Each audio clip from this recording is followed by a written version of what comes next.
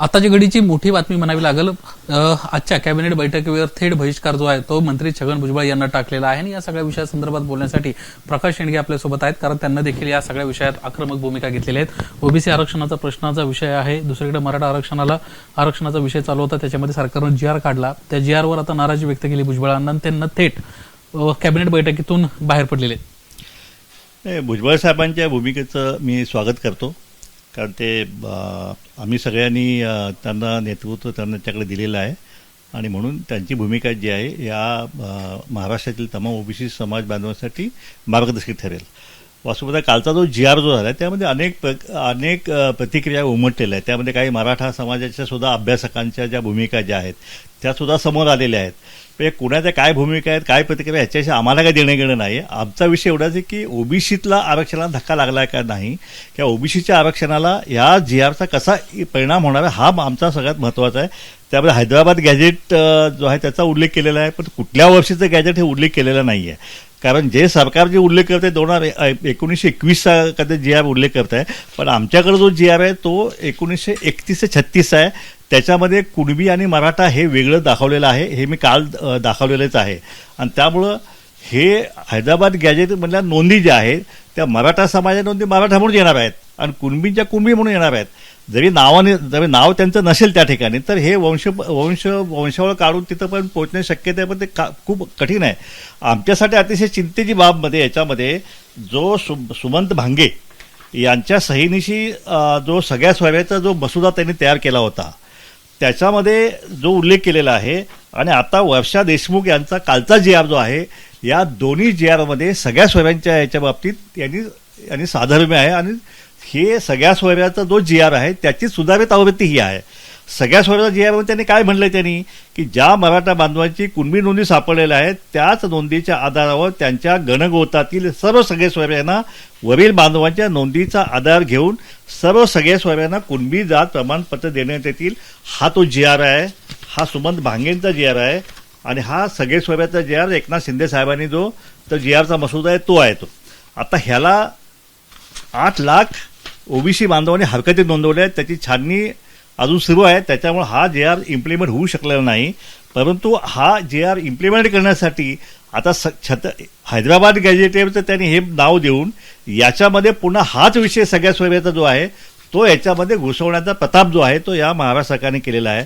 त्याच्यामध्ये स्पष्ट म्हणलेलं आहे की अशा स्थानिक चौकशीमध्ये संबंधित जातीचा दावा करणाऱ्या व्यक्तीचे गावातील कुळातील नातेसंबंधातील व्यक्तींना कुणबी जातीचे प्रमाणपत्र मिळाले असल्यास व दावा करणारा व्यक्ती हा त्यांच्या नातेसंबंधातील कुळातील असून कुणबी असल्याचे प्रतिज्ञा देण्यास तयार असल्यास असे प्रतिज्ञापत्र घेऊन उपरोक्त नमूद गावपातळीवर स्थानिक समिती वंशावळ समितीच्या सहाय्याने आवश्यक ती चौकशी करेल व त्या चौकशी आधारावर सक्षम अधिकारी अर्ज कुणबी जातीचा दाखला देईल.